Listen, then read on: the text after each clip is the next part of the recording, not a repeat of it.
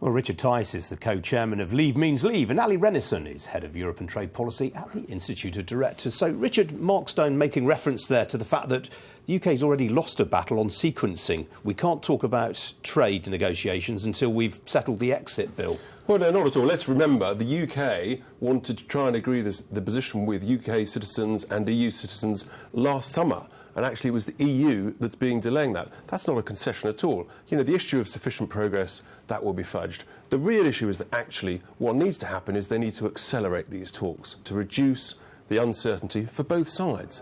And it's interesting, isn't it, that Michel Barnier also said that actually no deal would not work for either side. I think that's absolutely critical. What I was deeply disappointed about yesterday was Philip Hammond undermining the negotiating position of the United Kingdom by suggesting that no deal would be a very, very bad outcome. It wouldn't. It would be a fine as a base case. We revert to WTO. If you go into a negotiation not prepared to walk away, you end up like David Cameron with the square root of nothing. But that's the point, isn't it, Ali? I mean, can Theresa May still threaten to walk away, given that we're now effectively in a hung parliament?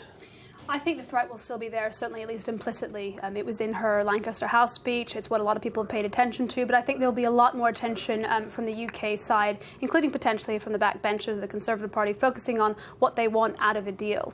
I'm a little bit less sanguine about the idea of walking away without a deal. I don't think a commercial border is necessarily the same thing as negotiating between states. And the reason for that is that there are some things that are known with respect to the WTO. So, for example, tariffs.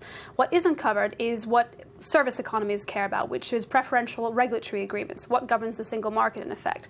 The Irish border, you walk away without a deal, you don't really have a solution on the Irish border, and it becomes a much harder border than it would be. So I think that, I think that actually what he said is quite right, actually, is that it's not a concession to be talking about citizens' rights first, but I think the EU has also gotten itself into a little bit of a pickle because it says it wants to talk about the Irish border as one of those three things first. How can you talk about the Irish border without talking about trade arrangements? Look, I think the Irish border is clearly key. Everybody wants to sort that out. But there are many ways of organising that. You know, there's a soft border between the United States and Canada, for example. Almost $2 billion a day flows over that border. So, you know, that actually is quite easy to resolve. What I'm really keen to see is that actually they agree to accelerate these talks. What we can't have is this sort of 1 week of negotiations a month and then 3 weeks of posturing and media noise and stuff.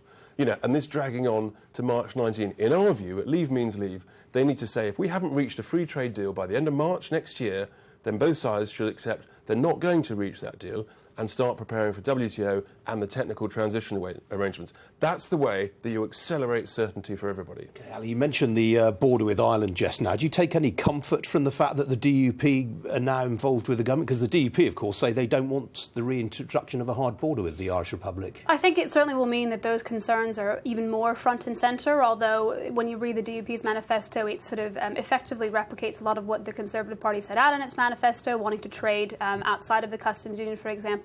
I think that actually a lot of us are talking past each other.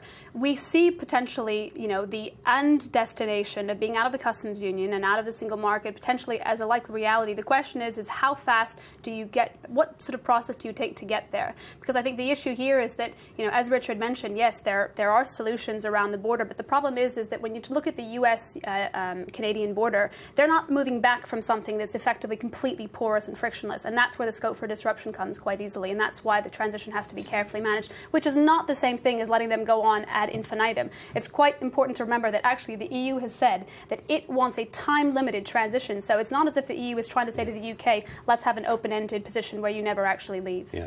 But interestingly, it's organisations like the CBI that are saying we need a long transition. We don't. We need to accelerate the process. Once you've agreed heads of terms, essentially, just like in business, you put it in the hands of the lawyers and you accept that a deal is agreed in principle, everyone knows where they stand, and that must be accelerated. So do you think there's a need for a transitional agreement? Well, I don't speak for the CBI, I represent the Institute of Directors, but obviously we see the need for transition, but I think that Richard is right when he says that at a certain point, the entire free trade agreement, sort of details sewn up in one bag, will not be done if the EU continues to insist on this kind of separation between the sequencing. So they're going to have to deem that sufficient progress is made much earlier on, potentially, than they thought. But I think as long as the transition is time limited, that's something something that we see from our members' point of view. Over 80% of them think this is extremely important for their business, but it has to be an orderly, time-limited transition. But I mean, this is the risk, Richard, isn't it? When Barnier has more or less admitted that we may not even start talking about trade until October. I mean, that's completely unsatisfactory, isn't it? It's completely unacceptable. It wouldn't happen in business. And this is actually, at the end of the day, this is about the economies of the EU 27 and our economies. And so that must be accelerated. In my view, and our view at Leave Means Leave, David Davis, he has got to try and get the EU to agree to accelerate this. It's in everybody's interest. The EU has significant other issues out there. It's in their interest to accelerate this in the same way that it's in our interest. What about Ali's points that while WTO terms may be perfectly acceptable for manufacturers, in services it's a whole different ballgame? Well, you say that, but actually there are no tariffs on services. And actually, frankly, most businesses would much rather our own sensible, well-regulated regulatory environment than relying on the EU regulations. I think that is a key win. That's one of the great benefits of Brexit, that we can start to deregulate and have sensible regulation. I don't think anyone's talking about tariffs on services. What I think businesses are worried about is something, for example, look at the chemicals sector. We don't have a chemicals regulator. That is a European dimension at the moment. So we need the time to make sure that we set up our own so that when a product is placed on the single market, there's something called REACH, which governs, it's a very sort of cumbersome bits of regulation, but it's what basically governs harmonized trade in chemicals. You may not like it, but at the end of the day, trade is all about rules, and it makes it easier to have a preferential agreement between the UK and the EU to facilitate that trade.